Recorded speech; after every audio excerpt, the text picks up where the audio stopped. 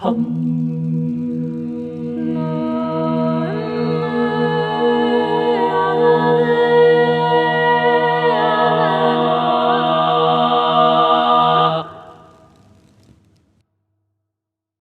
bonjour, bonjour tout le monde. Alors, je suis heureuse de vous retrouver pour cette interprétation astrologique, cette météo astrologique du mois de juin 2024. Et je vais vous parler un petit peu de différentes choses. Je vais varier un peu la façon de faire parce que je vais suivre un petit peu mon ressenti et mon feeling. Et en fonction de cela, on va voir où cela nous mène. Alors, tout d'abord, j'ai envie pour les personnes qui suivent un peu l'astrologie et qui ont besoin de connaître les mouvements des planètes dans les signes et les changements, je vais vous évoquer un certain nombre de changements que vous pourrez noter tout au long de ce mois de juin. En tout cas, les plus connus, les plus marquants. Alors tout d'abord, je vais commencer par le soleil qui se trouve donc dans l'énergie des Gémeaux et qui va passer dans le signe du Cancer le 21 juin, hein. Ce sera pour fêter l'été et nous allons démarrer donc pour le 4 juin où Mercure, la planète de la pensée et de la communication, qui va rentrer elle aussi en Gémeaux. Donc on va revenir sur tout ça un petit peu par la suite. Et qui va avancer très très vite puisque il sera en Cancer le 18 juin, juste avant l'entrée du Soleil dans le signe du Cancer. Nous allons avoir donc cette nouvelle lune du 6 qui se situe à 12h38 en temps universel, donc en Gémeaux. Vénus, qui elle-même est en Gémeaux et qui va y rester jusqu'au 18-06, donc elle va passer en Cancer en même temps le même jour que Mercure, donc il va y avoir un changement vibratoire qui va se faire de façon assez nette à partir du 18, juste avant l'entrée du Soleil dans l'été. Mars, qui lui est en Bélier, entrera en Taureau le 10 juin, ce qui va aussi changer sa vibration de feu en vibration de terre. Jupiter, qui est quand même le phare aujourd'hui, en ce moment, dans la météo astrologique, qui est en Gémeaux. Saturne, lui, est toujours en Poisson. Et puis, Uranus reste en Taureau, évidemment. Neptune est en Poisson et il est sur le 29e degré que l'on dit karmique, puisque c'est le dernier degré du signe du Poisson et tous les derniers degrés de signes sont comme un concentré de cette énergie. Donc on reviendra un petit peu sur cette énergie de Neptune. Et il va rester et faire des rétrogradations pour passer seulement en mars 2025 en Bélier, là, ce qui sera un très très grand changement au niveau des planètes lentes transpersonnelles. Pluton, lui, est en Verseau, et puis on a aussi le nœud nord qui est en Bélier, avec le nœud sud en face, en Balance, et là, les lunes noires qui sont Balance vont entrer en Vierge le 13 juin. Ça aussi, ça change l'énergie de fond de passer de la Balance à la Vierge pour les lunes noires. Cérès est toujours dans le signe du Capricorne, Pallas est en Scorpion et Junon est en Vierge. Ensuite, je voudrais signaler Vesta, qui est un astéroïde assez intéressant, qui était en Cancer et qui va changer de signe pour entrer dans le signe du Lion le 21 juin. Et ça aussi, j'aimerais le développer un petit peu plus. Chiron est toujours en Bélier et Sedna, qui est en Gémeaux, vient de rentrer pour une longue période dans ce signe. Eris, quant à elle, est toujours dans le signe du Bélier. Donc là, je termine sur cette petite introduction pour vous parler un peu de Sedna, qui est considéré comme un objet trans-neptunien, donc assez lointain, hein, dans la ceinture de Neptune, une déesse de la mer et de la pêche, une figure mythique du peuple inuit qui était à l'origine de la création des grands animaux marins. Et je trouve ça assez intéressant de faire des corrélations entre les dieux, les déesses et les mythologies lorsque l'on parle d'astrologie, et c'est souvent le cas d'ailleurs, comme Pallas par exemple, qui est aussi Athéna, ou d'autres planètes, Cérès comme Déméter, etc. Alors, Sedna va parler du sacrifice, des trahisons familiales, des transformations, des épreuves profondes, et elle est aussi un indicateur de révélation de potentiel, de guérison, lorsqu'il y a eu des trahisons. Alors, par la transformation, on peut accéder à des formes de prise de conscience et de guérison. Et si je développe un tout petit peu Sedna ici, c'est que lors de la nouvelle lune et dans cette période, Sedna est conjointe à la planète Jupiter, qui quand même est un grand soleil d'expansion et un éclairage très puissant. Donc Sedna conjointe à Jupiter, ça va nous donner des caractéristiques assez intéressantes autour de ces problématiques de trahison familiale et de sacrifice, et bien entendu de transformation dans le domaine dans lequel elle se trouve. Donc là, je vous affiche la carte de la nouvelle lune du 6 juin, en Gémeaux, où on voit exactement Soleil, Lune et Vénus qui sont conjoints au même degré. Donc ça, on va en parler. Et on a Mercure, Jupiter, Sedna qui sont aussi en conjonction assez proche dans le signe des Gémeaux. Et dans cette maison neuve dans laquelle tout ceci se passe, on a aussi Uranus qui, lui, est en taureau.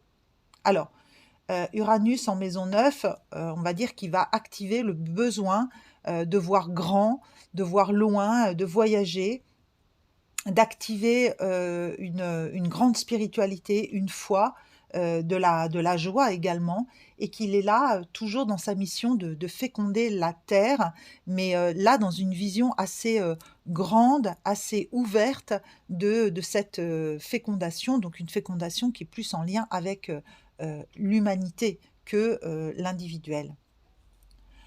Jupiter, il est chez lui en maison 9. Et c'est là où on peut voir cette conjonction avec Sedna, cette transneptunienne. Au contact de Jupiter, les deux multiplient leurs effets. Et on se retrouve dans une ambiance assez émotionnelle d'eau, d'amplification de nos parts sacrificielles qui s'activent, avec une observation des réveils de trahison familiale.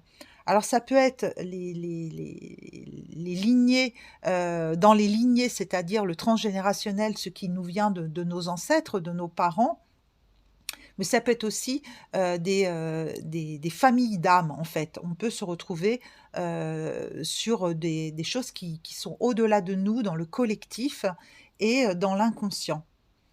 Ça peut nous parler des épreuves profondes et lointaines enfouies en nous et nous offrir la possibilité de se libérer et de guérir par la transformation de nos croyances en maison neuve et des expériences de trahison qui sont vécues comme telles et qui pourraient être vues comme des simples désaccords non exprimés. Alors je vais développer un petit peu cela parce que je trouve que c'est intéressant, c'est une idée qui me trotte en tête depuis quelque temps et je sens que c'est vraiment en lien avec cette énergie-là. À un moment, il y a des chemins qui ne se répondent plus, mais que l'on n'arrive pas à accepter de lâcher parce qu'un jour, on s'est comme engagé. Surtout quand on a quelque chose d'assez loyal dans la justice, dans la loi, et ça c'est vraiment très en raccord avec l'énergie de Jupiter et de la maison 9, la justice, les lois, les engagements, la loyauté, le sacrificiel. Donc ce sont des schémas de pensée, de croyance et de communication qui sont en lien aussi ici avec un Mercure qui va activer nos croyances spirituelles. Et en maison 9 avec Jupiter, le maître de cette maison dedans, ça va vraiment nous parler de ces lois, de tout ce qui est en lien avec les études supérieures, avec cette justice et la façon dont on a besoin et soif d'une grande justice. On est assoiffé de justice en nous et pour ce qui concerne tout ce qui est plus grand que nous, au-delà de nous. Parfois, quand on observe ça, il suffirait, simplement de dire à l'autre, ou de se dire qu'il est parfait tel qu'il est, même s'il est différent de nous. Donc je pense que cette phrase paraît, extrêmement évidente et simple, mais, j'aimerais la relire hein, pour que vous l'entendiez à nouveau. Parfois, il suffirait simplement de dire à l'autre qu'il est parfait tel qu'il est, même s'il est différent de nous. Or, bien souvent, on s'accroche à notre système de croyances et de pensées et on est tellement ardemment, imprégné de celui-ci qu'on en arrive à des formes d'intolérance ou de non-acceptation et l'étranger devient, est simplement quelque chose d'étrange à nos yeux. Et si l'on pouvait se dire que cette étrangeté, peut être une ouverture, une grande ouverture, telle que le proposerait l'énergie de Jupiter et de la maison 9, cela serait, une véritable chance d'aller plus loin dans les expériences, dans la connaissance, de l'étranger. Mais ce qui est étrange à nos yeux, souvent active nos doutes, nos peurs et réveille des mémoires inconscientes de souffrance qui sont engrammées en nous. Alors, c'est le bug. Ça nous fait bugger de voir, l'autre, dans ses retranchements et on fait bug contre bug. Voilà, c'est chacun, garde ses croyances et les oppose à l'autre. Et si au lieu de nous opposer à celui, d'offrir un regard intransigeant, ce regard que l'on porte sur l'autre, on y voyait plutôt un moyen d'y déposer de l'amour et de la bienveillance, on ferait vraiment, fructifier et avancer, ce travail, de miroir en fait et d'ouverture.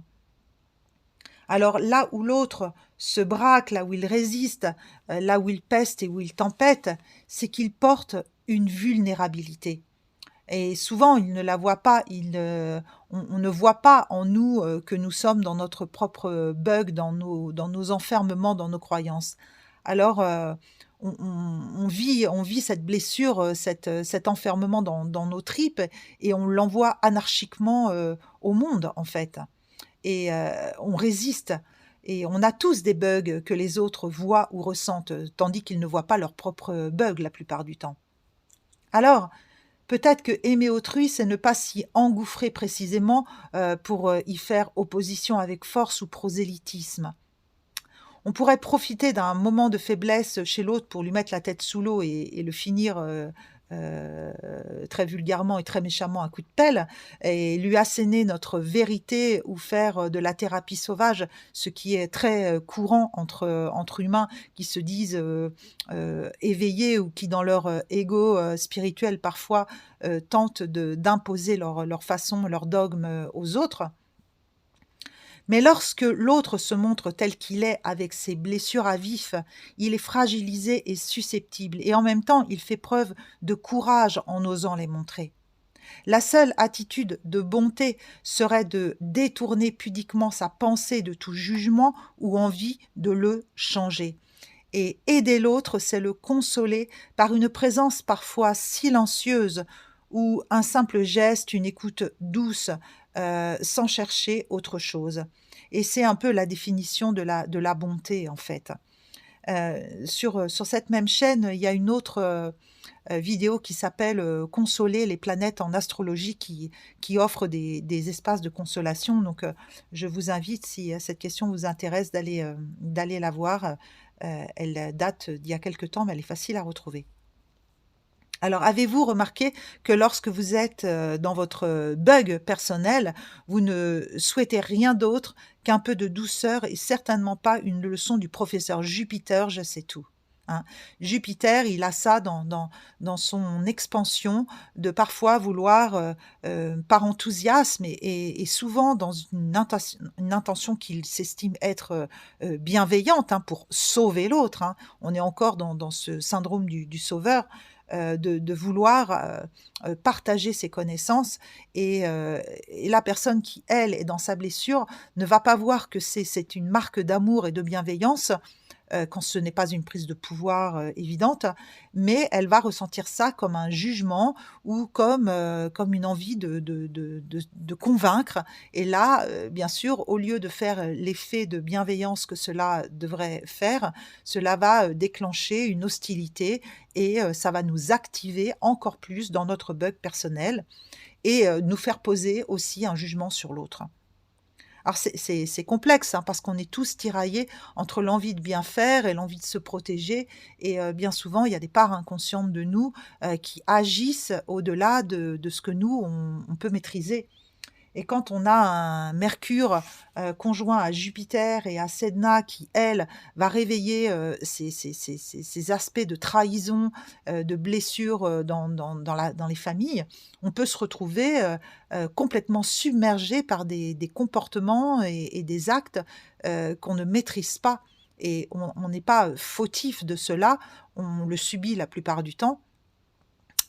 Cependant, peut-être, qu'il peut être intéressant de mettre, une douce conscience sur, ces mécanismes, quand, nous sommes activés par quelqu'un ou quelque chose, c'est de se dire, de quel espace cela part chez lui? Est-ce qu'il est dans son bug ou est-ce que je suis dans ça réveille le mien? Et est-ce que je peux pas prendre de la hauteur, sur cette, situation, pour éviter de le prendre de plein fouet et de le récupérer avec, mon ego et de renvoyer, la blessure en face et ainsi de suite, un ping-pong qui ne s'arrête jamais, en fait. Parfois, pour avoir la paix, c'est simple, il suffit de déposer les armes et de se dire, avec bienveillance que l'autre, il fait ce qu'il peut, là où il en est, avec ce qu'il est et que soi-même, on fait ce qu'on peut avec ce que l'on est, là où on en est et de s'accorder à soi-même en premier cette bienveillance de se dire: «Bah, je peux pas aujourd'hui, là où j'en suis, accepter, telle relation ou tel type de comportement donc je vais m'en écarter, me protéger, me laisser traverser par ce que cela me fait vivre, sans m'y attacher, sans m'y identifier et observer cela comme si c'était des symptômes et se souvenir que nous ne sommes pas les symptômes, que nous transportons, que nous portons. Voilà un petit peu, comment je vois cet amas de conjonctions dans ce signe, du Gémeaux qui lui est très communicant, il est très, autour de la pensée, donc ça peut vraiment, brasser fort, au niveau du cerveau et faire, des surchauffes, hein, parce que, quand même, il y a de la blessure qui peut se réactiver. À cette, nouvelle lune, le soleil, la lune et Vénus, donc son conjoint, au degré près en maison 9 aussi, annonçant une couleur autour de l'amour et des valeurs, les valeurs du cœur, avec une très belle et une grande sensibilité. J'y vois la possibilité la proposition d'un recentrage autour de notre façon d'aimer et de communiquer et de nous ouvrir à d'autres choses plus grandes que nous. C'est ça, la maison neuve, elle contient l'étranger, le lointain, les voyages et prendre pleinement sa place dans le monde. Le soleil, c'est aussi le rayonnement de la personnalité en lien avec les besoins fondamentaux et le féminin, l'intériorité que représente la lune.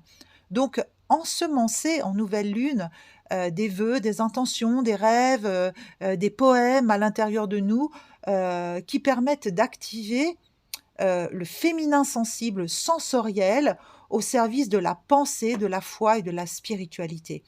Heu, c'est un petit peu la couleur que moi je ressens pour, cette nouvelle lune. Bien sûr, n'oublions pas Sedna dans ce secteur qui montre que la famille est un terrain de jeu évolutif, merveilleux, mais aussi très blessant où l'on expérimente dans les relations le pire et les pires et les meilleures leçons. Et ici, je peux sentir le lien avec les familles d'âmes qui s'accordent intuitivement, sans parler simplement de manière vibratoire. Je te sens serait aussi beau et complet que le «je te vois», qui est, envoyé dans le film d'Avatar et qui signifie: «Je vois l'amour en toi comme je me vois en toi, comme tu vois l'amour en moi» et ce miroir, d'une évidence incroyable autour de, parler sans parler, se parler avec les yeux, se parler vibratoirement. Avec peu de mots, l'essentiel peut être vu et ressenti, et l'amour passe par des antennes subtiles. Les canaux de l'âme sont mystérieux et Jupiter ici caresse l'énergie de Neptune, l'octave supérieure de l'amour connecté, tandis qu'il s'accorde avec Pluton pour aider à transformer les pensées et les visions vers un monde plus collectif. Alors, je vais vous lire ici un texte que j'ai écrit sur ce qu'est le Heyoka, qui est l'énergie uranienne qui me parle également dans ce placement en juin et au moment de la nouvelle lune. Alors, je vais vous parler de Uranus ou la médecine des contraires. Et je voulais témoigner de la médecine du Heyoka, de la tradition des Sioux Lakota aux États-Unis. Beaucoup de médecines enseignent par l'exemple. Le Heyoka, lui, donne le contre-pied. C'est par sa posture consciente de faire à l'envers qu'il montre la stupidité des mécanismes automatiques, des habitudes et des schémas préétablis. Il révèle l'absurde, le loufoque, le grotesque, en allant jusqu'au clownesque pour dérouter les esprits bien tranchés qui ont bien rangé leurs croyances. Ils vivent inconscients en suivant bien sagement les modèles montrés, hérités et imposés. Lui, il met des pulls en été, marche à reculons, mange avec les doigts, ne s'excuse pas d'être lui. Il dit non et s'en contre-moque. Il casse les codes, ébouriffe et sort des sentiers battus. C'est une médecine très puissante, rare et vénérée. Tout le monde ne peut pas être et devenir un Heyoka. On l'est ou pas. Bien sûr, dans nos sociétés, la rebellitude ressemble à cette énergie. Entre rebelles et insoumis, il y a des nuances. Entre fous et totalement libres, il y a beaucoup de points communs. N'enfermons pas. Jamais. Rien.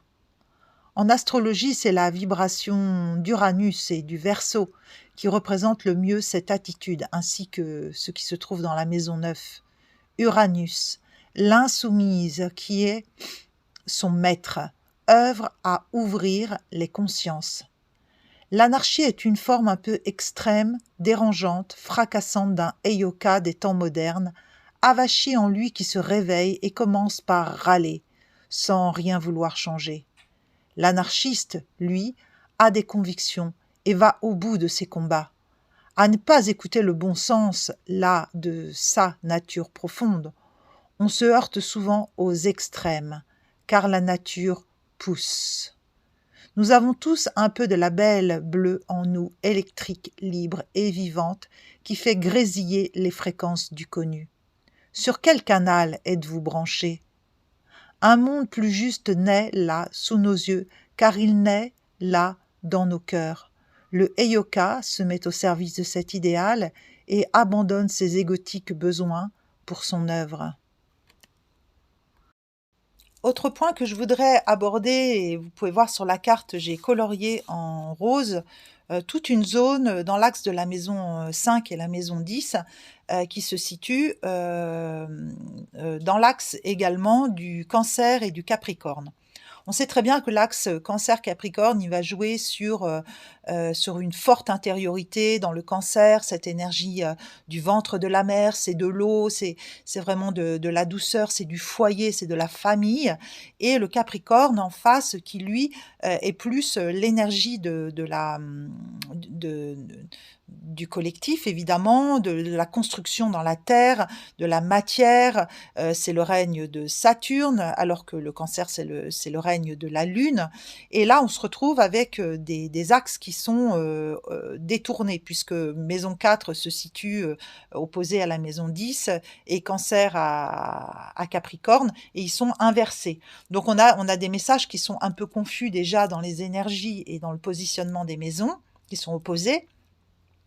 Et en plus, on est sur un axe qui est intercepté. Il n'y a pas d'entrée de maison dans le signe du Cancer et du Capricorne. Ça signifie que cet axe-là, il est comme légèrement mis en sourdine. Toutes les énergies qui sont contenues à l'intérieur de ces signes et de ces maisons vont, au moment de la nouvelle lune, se trouver, très sensibles, très sensibilisés, un peu susceptibilisés aussi. Donc, on a, notamment 3 astéroïdes, qui sont dans le signe, sur l'axe du Cancer, c'est Hadès, Vesta et Vulcain. Donc, c'est quand même des personnalités assez intéressantes.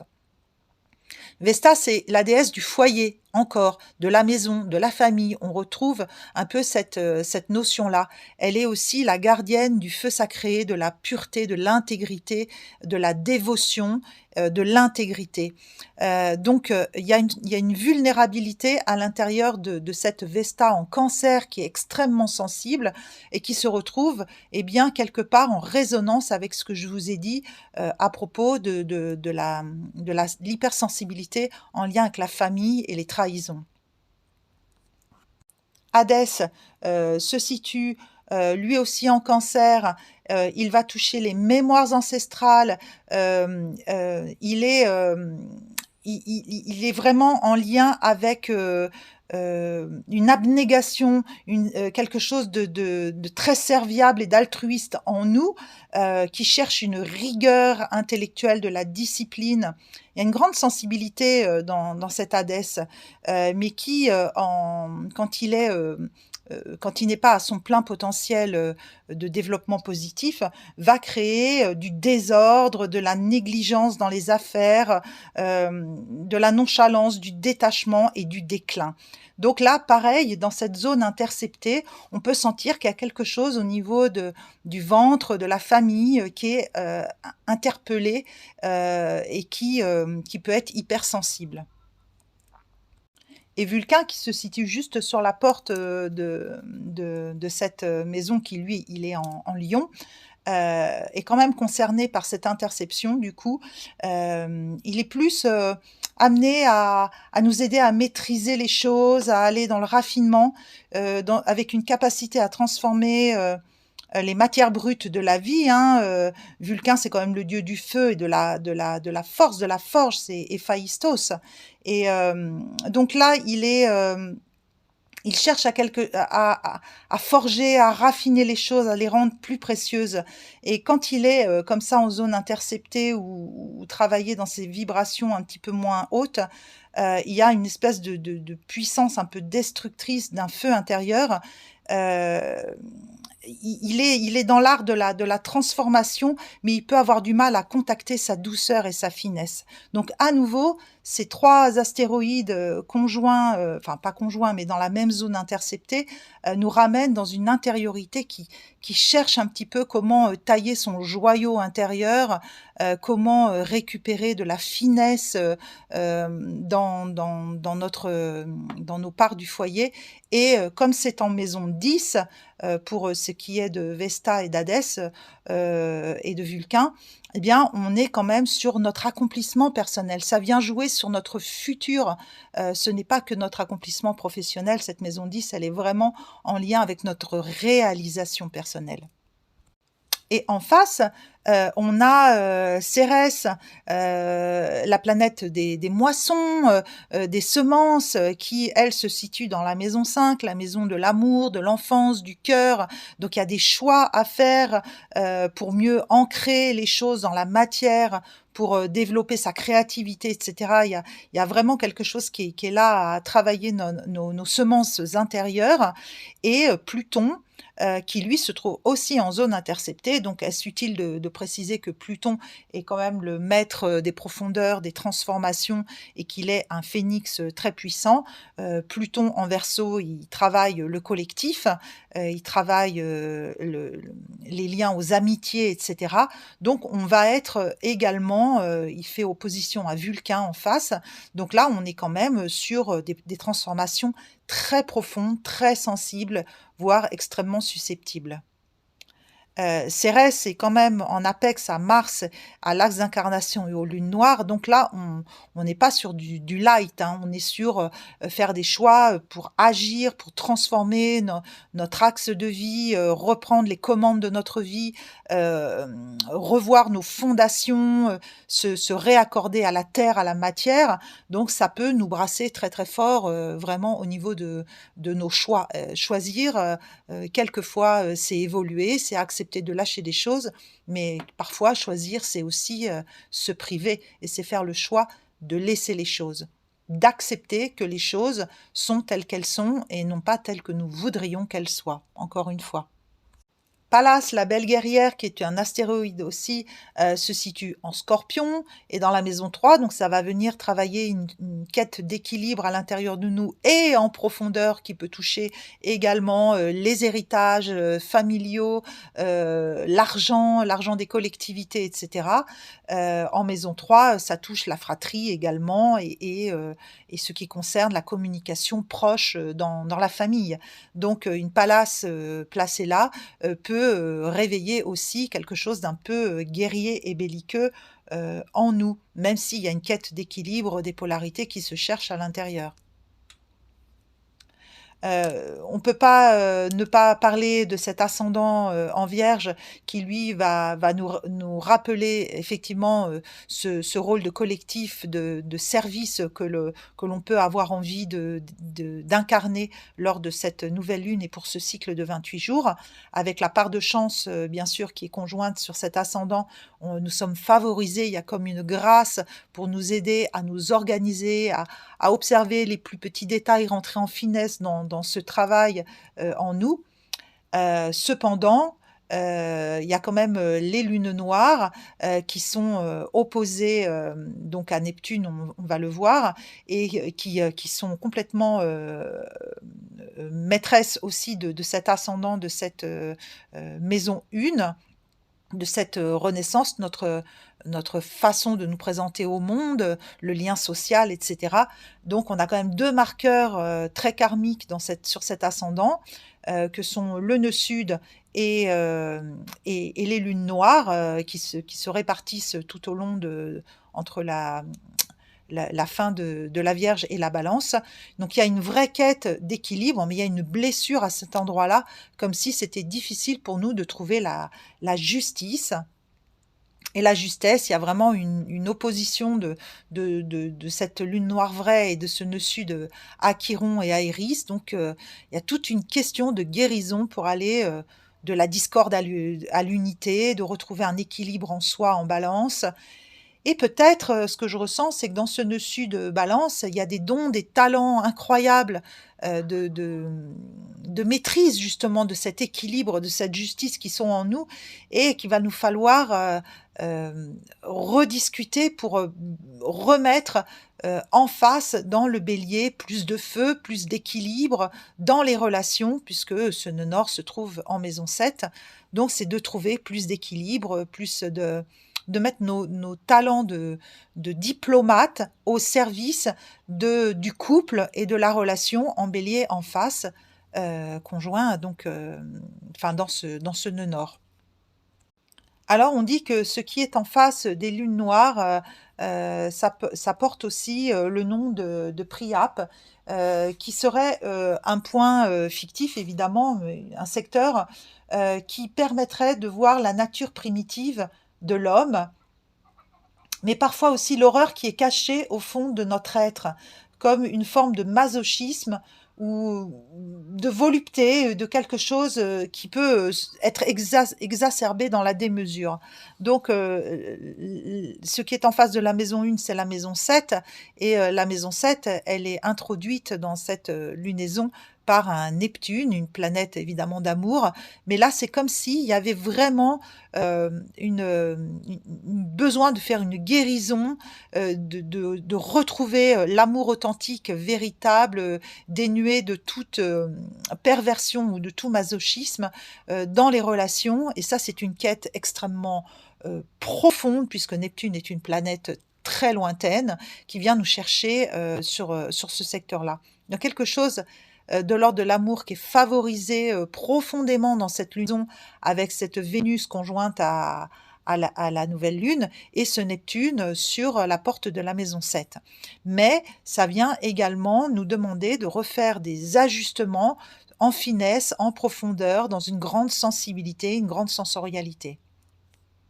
Ce qui me fait dire ça dans ce sens-là, c'est que Junon, qui a été, également qui est un astéroïde, qui a été, une déesse, trahie également, par son mari, on va dire ça de façon très simple, se trouve dans le secteur de la maison 12, en en Vierge et on sent qu'elle s'est dévouée, qu'elle a été, sacrifiée. Maison 12, c'est de la guérison, il y a une démarche très profonde d'aller chercher dans les mémoires de trahison également. La maison 12, c'est la maison, des épreuves, la maison des choses cachées du passé, du transgénérationnel également, du karmique, des lignées ancestrales également. Donc une Junon en maison 12, en balance, pas en balance, en vierge, elle a été trahie, elle s'est dévouée à quelque chose et elle a besoin de guérir de ça. Et il se trouve que effectivement, en face, on a Saturne en Poisson qui lui ramène de la structure, de l'équilibre. Il vient ramener des prises de responsabilité pour rétablir un petit peu de justice et de justesse aussi dans le corps, dans le quotidien. Ça peut impacter aussi le secteur du travail et de nous sortir de nos illusions, de nos bavardages interminables intérieurs dans notre mental. Saturne, il est tendu avec Vénus, donc on peut avoir aussi ici, entre Vénus et Saturne au carré, quelque chose qui vient impacter profondément le féminin, peut-être même au niveau d'abus ou de choses comme ça qui sont à rééquilibrer. Il y a quelque chose qui me parle de ouais, d'une trahison profonde du patriarcat ou du masculin envers le féminin et le maternel, puisque Vénus et la Lune sont conjointes. Heureusement, le Soleil est là, la conscience, pour veiller à ce que le travail se fasse dans l'intégrité et l'amour, de façon à garder une altérité, une circulation harmonieuse entre les polarités. Et Saturne, lui, même s'il peut porter des messages de frein, de dureté, de temps qui nous écrase un petit peu, là, ce que je ressens profondément, c'est de rester patient, d'observer, de construire pas à pas le futur que l'on veut à l'intérieur et de ne pas se précipiter. D'autant plus que les lunes noires en balance sont en chute, donc on sent vraiment qu'il y a un réveil des blessures inconscientes profondes, et qu'il va nous falloir, traiter cela avec, le plus d'amour et de patience, possible, de façon à aller vers, quelque chose qui soit constructif, évolutif et non pas de tourner en rond dans des mécanismes d'autodestruction.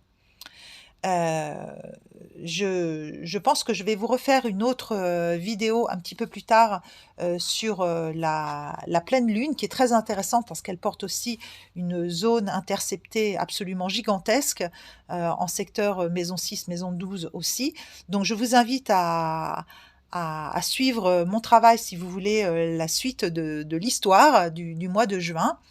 Et puis, surtout de ressentir cette énergie Gémeaux qui est très intéressante avec ce Jupiter quand même qui expanse, profondément en nous ce besoin de clarifier la communication, d'aller vers de la joie, de papillonner, de communiquer, de flirter, de sortir, de danser.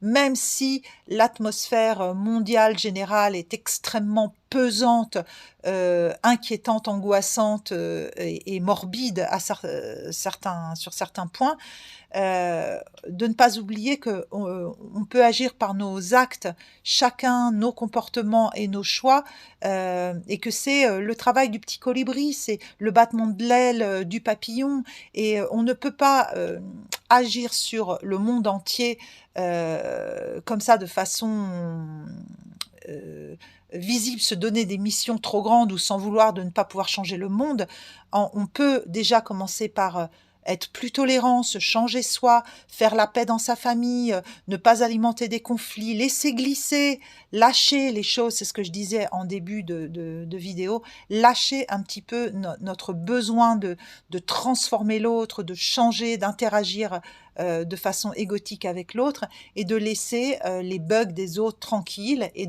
d'observer nos propres besoins de transformation.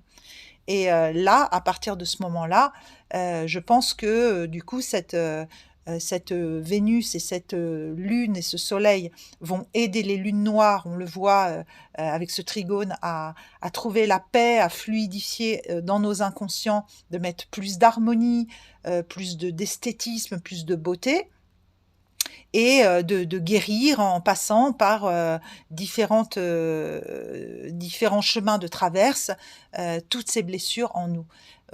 Évidemment, le développement personnel, le travail dans la spiritualité, le fait de se cultiver, d'échanger des points de vue positifs avec les autres aide énormément à notre évolution personnelle. Donc voilà, je vous incite à communiquer puisque c'est le signe de la communication, à prendre soin des autres sans vouloir absolument prendre le pouvoir et de regarder, à balayer devant sa porte avant de commencer à vouloir balayer devant la porte des autres. Voilà.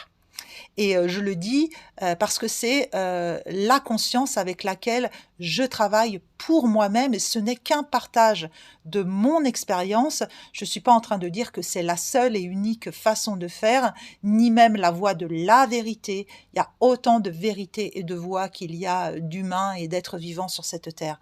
C'est mon ressenti, ma sensorialité aujourd'hui autour de cette énergie que je peux ressentir et uniquement cela.